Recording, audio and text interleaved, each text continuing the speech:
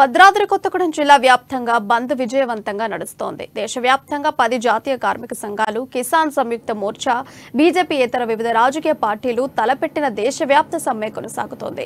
కేంద్ర ప్రభుత్వం అనుసరిస్తున్న ప్రజా వ్యతిరేక విధానాలను నిరసిస్తూ బీజేపీ పార్టీ మినహా అన్ని పార్టీల మద్దతుతో బంద్ కొనసాగుతుందంటున్న సిపిఎం పార్టీ కొత్తగూడెం కార్యదర్శి బాలరాజుతో మా భద్రాద్రి కొత్తగూడెం జిల్లా ప్రతినిధి శ్రీనివాస్ ఫేస్ టు ఫేస్. ఈరోజు భారత్ బంద్ పిలుపునిచ్చినటువంటి నేపథ్యంలో భద్రాద్రి కొత్తగూడెం జిల్లాలోని బంద్ ప్రశాంతంగా కొనసాగుతోంది.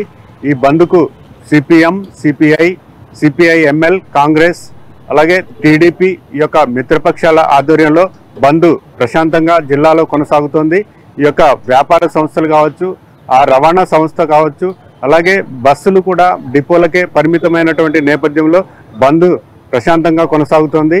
బంద్కు సంబంధించి జిల్లా పోలీస్ యంత్రాంగం కట్టుదిట్టమైన చర్యలు తీసుకొని ఏ విధమైన అవాంఛనీయ సంఘటనలు జరగకుండా చేపట్టినటువంటి నేపథ్యంలో ఇక్కడ కొత్తగూడెం టౌన్ సెక్రటరీ అయినటువంటి సిపిఎం పార్టీకి చెందిన బాలరాజు మనతో పాటు ఉన్నారు. వివరాలు వారిని అడిగి తెలుసుకుందాం.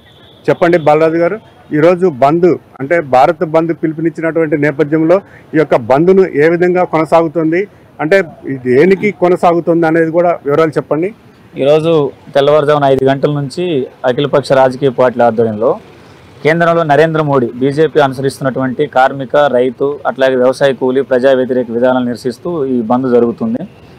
దేశవ్యాప్తంగా 40 కోట్ల మంది కార్మికులు సమ్మెలో పాల్గొన్నారు. అట్లాగే వ్యవసాయ కూలీలు, రైతాంగం గ్రామీణ భారత్ బంద్కు పిలుపునిచ్చారు. కొత్తగూడెం జిల్లాలో బంద్ అనేది 5 గంటల నుంచి ప్రశాంతంగా కొనసాగుతుంది.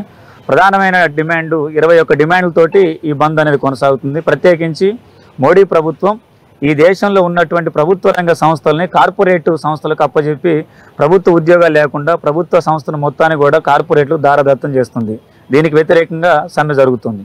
ఇంకోవైపు కార్మికులు స్వాతంత్రం రావడానికి పూర్వమే బ్రిటిష్ వాళ్ళతో పోరాటం చేసి ఎన్నో కార్మిక చట్టాలను సాధించుకున్నారు. అందులో ప్రధానమైనది 8 గంటల పని విధానం, యూనియన్లు పెట్టుకునే హక్కు, సమ్మె చేసేటువంటి హక్కు, ఇవి ఉన్నాయి. కానీ ఇవాళ మోడీ ప్రభుత్వం 40 కార్మిక చట్టాలని 4 కోడులుగా మార్చి ఇవాళ కార్మికులు యూనియన్ పెట్టుకునే హక్కు లేకుండా, సమ్మె చేసేటువంటి హక్కు లేకుండా, కనీస వేతనం అడిగేటువంటి హక్కు లేకుండా కూడా చేస్తుంది.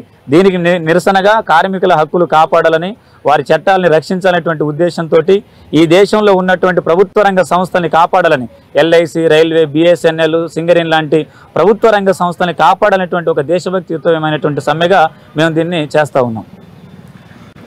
ఓకే, ఈ బంద్లో ఏ పార్టీలు మద్దతు ఇస్తున్నాయి? ప్రజా రవాణా స్తంభించిపోయింది, ప్రజలు కూడా తీవ్ర ఇబ్బందులకు గురవుతున్నారు. దీని మీద మీరు ఉద్దేశం? వాస్తవానికి ఈ బంద్కు సంబంధించి గత నెల రోజుల నుంచి ఎక్సెప్ట్ బీజేపీ మినహా అన్ని పార్టీలు కూడా ఈ బంద్కి మద్దతు తెలియజేస్తున్నాయి. కాంగ్రెస్, టీఆర్ఎస్, సిపిఎం, సిపిఐ, వామపక్షాలు, 40 జాతీయ కార్మిక సంఘాలు, అట్లాగే సంయుక్త కిసాన్ మోర్చా, వ్యవసాయ కార్మిక సంఘాలు, ఇవన్నీ కూడా బంద్కు పిలుపునిచ్చి నెల రోజుల నుండి కూడా ప్రజల్ని చైతన్యం చేస్తున్నాం. వాస్తవానికి బంద్ పిలిపించి 5 నెలలు అవుతుంది. డిసెంబర్ 2023లోనే బంద్కు పిలుపునిచ్చారు. అప్పటి నుంచి కూడా ప్రజల్ని చైతన్యం చేస్తూ కార్మిక వాడలు, కార్మిక ప్రాంతాలు తిరుగుతూ, అట్లాగే గ్రామాల్లో వ్యవసాయ కూలీలు, రైతాంగాన్ని కూడా చైతన్యం చేస్తూ ఈ బంద్ కొనసాగుతుంది.